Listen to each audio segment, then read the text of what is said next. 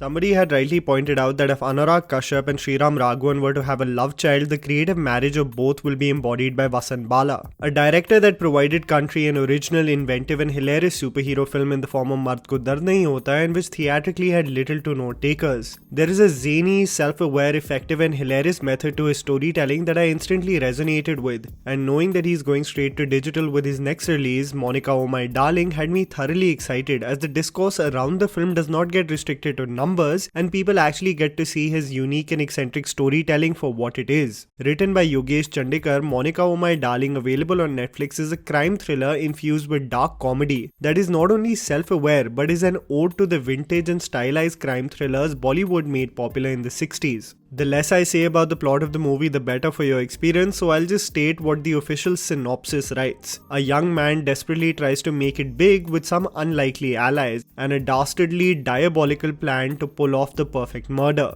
The confusion, the suspicions and doubts that follow as the case develops, narrowing down on the culprits, forms the basic storyline of this enjoyable and technically adept film. Here's me telling you the good and bad aspects of the movie so that you guys can ultimately decide whether to watch Monica Oh My Darling on Netflix or not. The underwhelming aspects. Form takes over storytelling. This is the same criticism that I had for Vasan Bala's previous venture, and it is consistent with what goes wrong with Anurag Kashyap's films as well.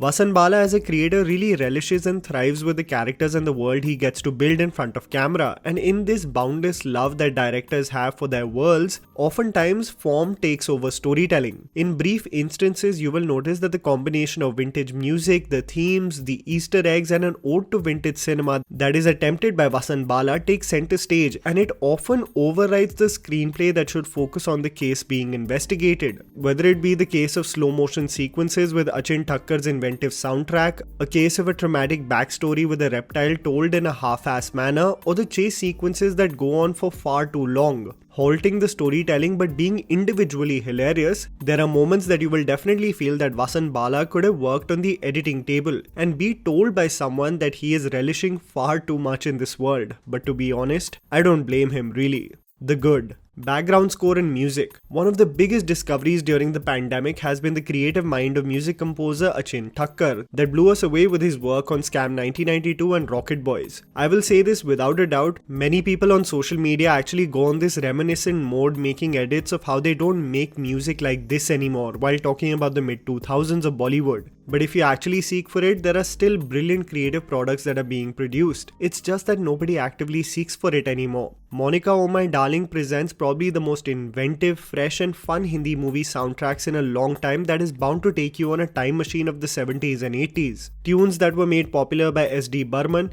and that assisted the best crime thrillers of that time. The background score integrates demonic laughs, whistles and chimes sporadically to provide you that eerie tune of murder mysteries, bound to shock and catch you off guard ultimately. Ye Ek Zindagi, Love You So Much, I Want to Kill You and Bye Bye Adios are absolute bangers. Trust me, this movie will make you immediately explore the songs, but my favorite has to be Farsh Pe Khade. That will remind you of the ghazal sung by Jagjit Singh. A huge shout out to Varun Grover as well, who keeps on delivering with his hilarious lyrics and music. Aesthetic, Easter eggs and an ode to vintage cinema. The film is intentionally designed to come across as a movie set in the 60s, almost as if a modern day adaptation of a Vijay Anand movie. If you have seen movies like Jewel Thief, Johnny Mera Naam or Teesri Manzil, there is a saturation of colors, dramatic tone and aesthetic that Vasan Bala has intentionally channelized in this film. Imagine the Mad Men aesthetic but set in 2022, and that is Monica Oh My Darling. One of the things that I absolutely love about Vasan Bala as a creator, much like Sriram Raghavan, is that they love cinema, and through many moments of the film you will notice Easter eggs sprinkled everywhere. Whether it be an ode to Sriram Raghavan himself with Johnny Gaddar playing in the background, or something as innocuous as the flatmates in the same building where Shalu stays, it's any cinephile's treat to pause through the film and see what Vasan has added for fans obsessed with films. Humor and embracing the absurdity. The humor and dialogues of this film have a distinct absurdity and randomness that I absolutely love, and I understand that this is not everyone's cup of tea, but I had an absolute ball watching the actors embrace the world and its randomness. To even cast Shiva Rindani in this film as the secretary who has served the company for years, an actor you all may remember from the most absurd Hindi films, was such a cool creative decision. The man with broken English has dialogues calling a person a first-rated man or telling his boss that he will long live Shore had me in splits.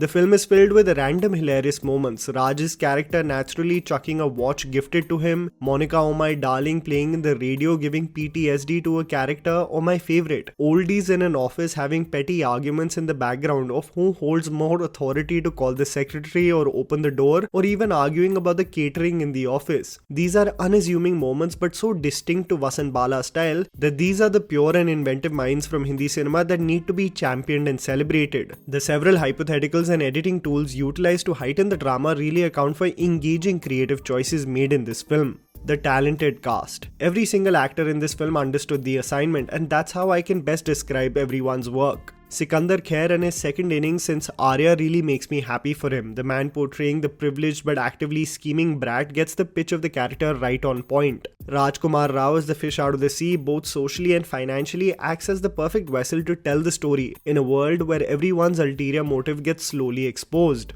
Supporting roles in the form of Akanksha Ranjan Kapoor as the airhead Papa Ki Pari, Bhagwati Perumal as the anxiety-ridden accounts department head, quite the offshoot from his demonic presence in Super Deluxe, and Zain Murray as the gullible yet supportive sister to Raj's character Jayant do as the script demands, but there are some that leave a lasting impression. Huma Qureshi as Monica wanting to take the reins of her own life has the commanding presence that really steers the ship in the right direction. You never really know what she has up her sleeve, and it adds a beautiful unpredictability to the film. Radhika Apte and her cunning smile, sarcastic tone and randomness as the presiding officer had me in splits. Another character who churned up a surprise each time she came on the screen. I haven't seen her have so much fun in a long time. Sukant Goel at this point has mastered the role of the creep in movies, and while he gave me the absolute ick in Sandeep or Pinky Farrar, he channelizes more of the same in this film and absolutely kills it. Monica Oh My Darling is the embodiment of when you give a creator who loves cinema the reins and freedom to express himself unabashedly. And this is the delicious, zany, stylized, original and clever storytelling that needs to be championed and celebrated at a time where we are only obsessed with numbers and a star-led system.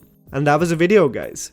Write down in the comments below what you thought about Monica Oh My Darling. Please don't forget to follow me on Instagram, the handle's right in front of you. Follow me at JammyPants4. Also, please support us by smashing the like button and subscribing to our channel for weekly content ahead. Thank you for watching.